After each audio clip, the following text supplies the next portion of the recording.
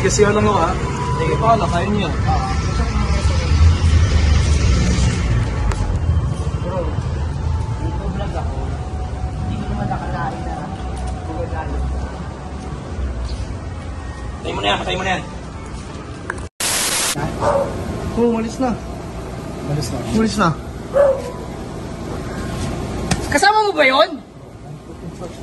Calm the fuck down. O paano napunta si Bullet Calm dito? the fuck down. Nagkataon, itong si King Pinoy, tumawag sa akin. Dahil tinatanong nga niya, meron siyang order sa akin na Hype King Cup in limited edition. Ngayon, sabi niya sa akin, nasa Pasay area siya. Which is, malapit naman ako sa area. Sabi ko sa kanya, pwede kitang puntahan. Tinanong ko sa kanya kung saan siya mismo sa Pasay. Doon niya nabanggit sa akin, ang sabi niya, andito ako kila Kabakal, kila Coach Alexis. Yan ang sabi niya. So ako naman, hindi ko na kailangan maghanap. Diba? Kasi talagang gusto ko siya makaharap eh. Wala akong intensyon na kahit na nasaktan siya. Wala akong intensyon eh. Pero pag nandun ka na, kaharap ka na, tapos yung dating niya sa akin talagang maangas pa, tapos dadahilan niya sa akin. Ito pinakamatindi mga boss Idadahilan niya sa akin na akala daw niya okay lang sa akin. Hype lang daw yun. So, pwede ba yun? Gagawa siya ng mga ganong klaseng issue, mag-iimbento siya, tapos tatawagin niya ako ng kung ano-ano dun sa mga vlog niya, tapos sasabihin niya akala niya alam ko. Oh, di ba?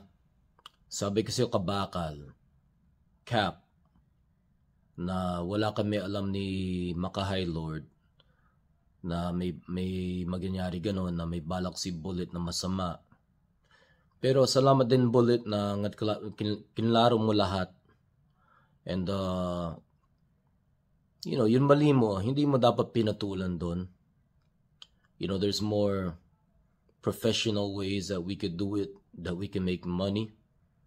Alam niyo na sinasabi ko. And sa part naman ni Kabakal, ni Cap, dapat since may brotherhood tayo, kinausap mo muna si Bullet bago mo siya binash ganon. Para at least handa siya. Sige, note pa tayo yung reaction ni Bullet. So eto, mabalik tayo rito kay King Pinoy. Nagkaroon ako ng oportunidad na hindi na kita kailangan hanapin. Na nagkataon, nandun pala sila ni Maka High Lord. Dahil may lakad daw kayo. Ewan ko, isang birthday yung pupuntahan nyo. Dahil natanong ko sa kanya, anong ginagawa niya dyan? Sabi niya, may pupuntahan kami birthday, bro, baka gusto mong sumama. Sabi ko, goods lang ako, may mga asikasuhin din ako. Hatid ko lang sa iyo yung cup. Ngayon, natural, normal yun. Magbibideo siya, magkikita kami dalawa. Magbibideo rin ako dahil pagkikita namin. Pero ang totoo, wala talaga siyang kaalam-alam. Wala siyang alam sa balak kong gawin o sa maaaring mangyari. Kung ano yung intensyon ko, kung bakit talaga nagpunta ako dyan. Kaya sabihin ko na sa inyo, yun ang intensyon ko. Hindi lang para dalhin yung cup dahil niya nagkataon na nandyan siya at binanggit niya sa akin yung pangalan mo. So nagkaroon ako ng pagkakataon na eto na. Eto na yung pagkakataon na makakaharap kita. At sabihin mo sa mukha ko, sa harapan ko, yung mga pinagsasabi mo sa vlog mo. So syempre, nandun na tayo. Kailangan nang ilabas kung ano yung dapat ilabas eh. Kasi kung minsan, kailangan natin mga tuto ng leksyon eh. Kailangan natin ipakita, yung mga sinasabi mo, kung kaya mong panindigan, gaya ng sinabi ko sa'yo, panindigan mo yan. Dahil yung sasabihin ko at gagawin ko, paninindigan ko. So yun na, nangyari.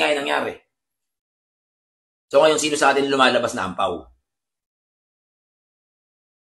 Sinabihan kita, ingat. Diba? So yan, huwag mong pagbintangan si King Pinoy tsaka itong si Maka High Lord na may kinalaman sila dyan. Dahil yung mga tao na yan, wala talagang alam. Nagulat. Maswerte ka. Ha? Napakaswerte mo dahil nandyan sila. Dahil kung wala sila dyan, ikaw lang ang inaasahan kung nandyan. Nadadatnan ko dapat. Kung nagkataon na hindi kami nagkausap ni King Pinoy, ay talagang hahanapin kita. Kung walang umawat, baka hindi lang yan ang inabot mo. And there it is. Bullet, you owe me an apology. Kasi kahit papano ginamit mo kami ni Maka High Lord para makapunta doon at banatan si Kabakal. Diba? It wasn't honest, bro. You know, medyo disappointed ako doon na ginamit mo ako ganun. And ikaw naman, Kabakal, you owe me an apology and Maka-High Lord an apology kasi sinisi mo kami. At dadamay-damay mo pa kami sa mga kaso na yan. Bro, don't involve us. Diba? So, I'll be waiting for your apologies. And let's watch the rest of the video na in-upload ni Bullet kung anong nangyari doon at bakit nag-nap time si Kabakal. Umalis na. Umalis na. Kasama mo ba yun? Calm the fuck down. Kung paano napunta si Bullet dito? Calm the fuck down.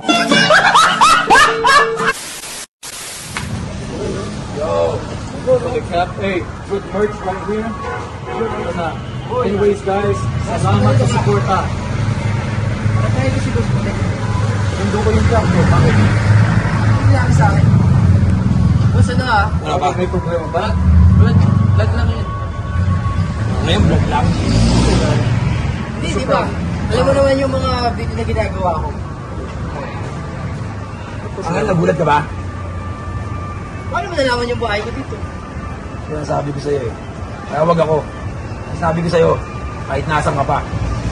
No bro, these guys keep hitting on Facebook. Hey bro, vlog lang eh. Alam mo naman, Hindi naman ang vlog, gago ka ba? Bigyan bro. Ito naman tayo. alam mo naman nag-hype lang ako. Parang hindi ka naman sanay sa akin. Huwag mo akong idamay sa mga pa-vlog-vlog mo. Bro. Tama na yan. At tawagin mo akong banong pagkakiin mo. Bro, gets mo naman yung ginagawa. Bro, Social media, social media yan. Ayusin niya na. Ayusin niya yan. Ngayon nandito ako. Mali mo sabihin, Bilis ang mundo natin. Usapan na lang, misunderstanding lang. What? Bro, what are you talking about, man? Usapan na lang natin. Oh, bullet. Napakatapang yan sa vlog niya eh. Usap na kayo boss para sigurado boss. Total, nandito na kayo.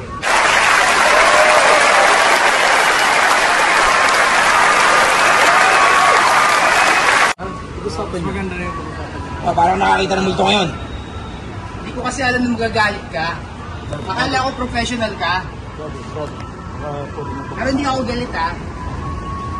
Ina mo, tapang mo rin sa mga vlog mo, hype ka. What are more reactions? It's part of the game. Ha? Ayusin mo na, ha? Usap kayo. Ha? Ano? Usapin mo. Ano na yan? Sige, siya lang ako, ha? Sige, pahala, kaya niya. Bro, dito vlog ako. Hindi ko naman nakalain na magagalit ka. Patay mo na yan.